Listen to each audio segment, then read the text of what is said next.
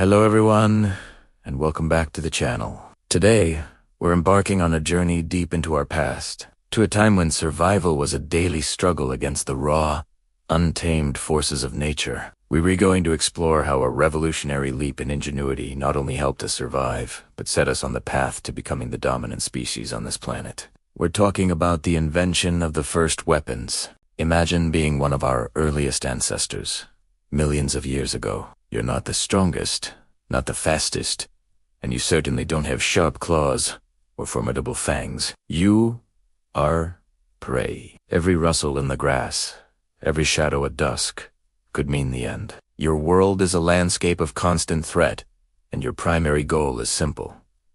See the next sunrise. How do you go from being a scavenger on the savannah, hoping for leftovers, to a hunter capable of taking down animals many times your size? The answer lies in the power of the mind, manifested in the stone. The first major breakthrough was the humble, sharpened rock. This wasn't a weapon in the way we think of one today. It was a tool. The old Awan tools, dating back over 2.5 million years, were simple choppers and flakes, created by striking one stone against another. For the first time, our ancestors could do something no other animal could. They could create a cutting edge. This simple act was a game changer. It allowed them to butcher carcasses left behind by larger predators, breaking open bones to access the nutrient-rich marrow inside. This high-fat, high-protein diet was rocket fuel for the developing brain. It was this neurological development that would pave the way for even greater innovations. The first weapon wasn't just for defense. It was the key that unlocked a more powerful brain. As our ancestors' brains grew, so did their technological prowess. We move forward in time to the Archaeology period, and we meet the iconic hand axe. This wasn't just a sharpened rock. It was a purposefully designed, symmetrical, teardrop-shaped tool. Creating a hand axe required foresight, planning, and a sophisticated understanding of how stone fractures. It was a multi-tool of the Paleolithic. You could use it to dig for roots, strip bark from trees, and most importantly, it was a far more effective butchering tool and a formidable defensive weapon. Holding a hand axe, an early human was no longer helpless. They could stand their ground, ward off a predator, and project force beyond their own fist. This was the moment survival started to transform into a form of power. The power to control one's immediate environment. But the real revolution came when we learned to throw things. The human shoulder is an anatomical marvel, perfectly evolved for high-speed, accurate throwing. Early on, this probably just meant hurling rocks to scare off scavengers. But then came the spear. Initially, it was likely just a sharpened stick, perhaps fire-hardened at the tip. This simple invention extended our reach. You no longer had to get dangerously close to an animal to make an impact. This was a monumental shift in the hunter-prey dynamic. These early thrusting spears were effective, but they still required a dangerous, close-quarters confrontation. The next leap was to combine stone tool technology with the spear. By attaching a sharpened stone point-to-spear head to the wooden shaft, our ancestors created a weapon of incredible penetrating power. This process, called hafting, was a significant cognitive leap.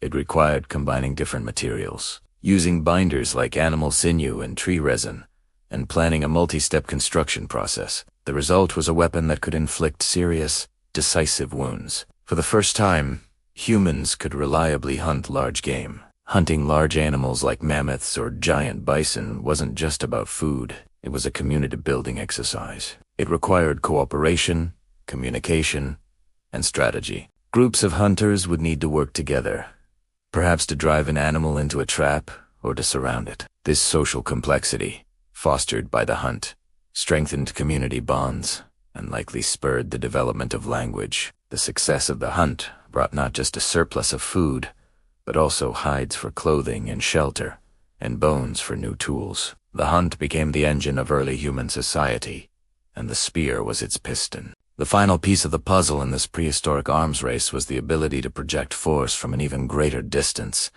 with greater speed and accuracy. Enter the spear thrower, also known as the. This ingenious device is essentially a lever that acts as an extension of the thrower's arm, vastly increasing the speed and range of a thrown spear or dart. Wheat, anatlatul hunter, could strike with deadly force.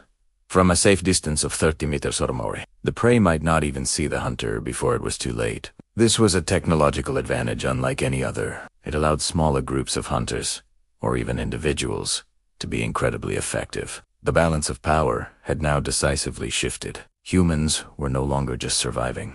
They were thriving. They were apex predators. This newfound power had profound consequences. With a more reliable food source and better defense against predators, human populations could grow and expand. We migrated out of Africa, armed with the tools and knowledge to adapt to new environments all over the globe. From the frozen tundras of the north to the islands of the Pacific, wherever we went, we carried our technology with us, reshaping ecosystems and outcompeting other species, including our own close relatives like the Neanderthals. Our weapons, born from a need to survive, had given us the power to master the planet. It's a story of ingenuity, a testament to the power of the human mind to overcome physical limitations. From a simple sharpened stone to the elegant and deadly atlatl, each invention wasn't just a new tool. It was a new idea, a new possibility that unlocked the next stage of our evolution. These first weapons transformed us from hunted to hunted, from scavenger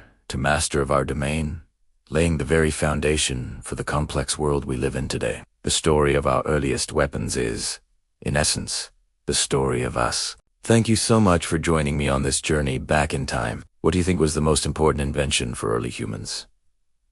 Let me know down in the comments. If you enjoyed this video, please give it a thumbs up and consider subscribing to the channel for more deep dives into history and human ingenuity. We'll see you in the next one.